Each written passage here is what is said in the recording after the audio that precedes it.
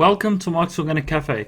Today I'll show you another way to use the leftover dough and cheese from the Arish past video. We'll be making ravioli style pasta stuffed with Arish and boiled. Ingredients you need are the dough and pre-made leftover Arish cheese, melted butter, a tablespoon and a half, herbs are turmeric, oregano and sea salt, and a ravioli cutter for the look, but it's not needed, you can make them with flat edges. Step 1. Fill a boiling pot with 3/4 of water.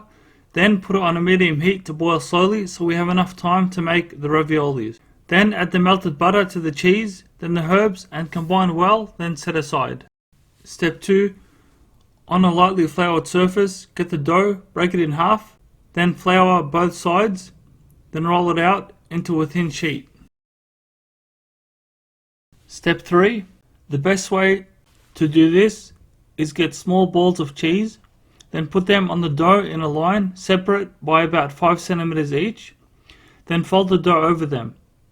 Then press the edges down, and a few of mine turned out to have too much air in them, so you need to press down to take the air out.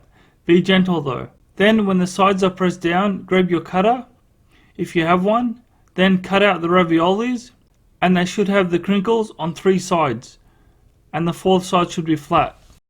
Step 4. Now the water should be boiling, so take the plate of ravioli and dunk them in one at a time. If you made them correctly, they should float. Otherwise, you can see from mine a few sank, but no matter. Then cover with a lid until the water starts frothing, and they will expand, so you know they're ready. It shouldn't take but a few minutes, so keep an eye on them. Step 5. Plate up and serve as is, or add pasta sauce in a frying pan. Then let that simmer with the raviolis. Then shred whichever is your favorite cheese on top. Enjoy, thanks for watching, and see you soon for more delicious foods from around the world turned organic.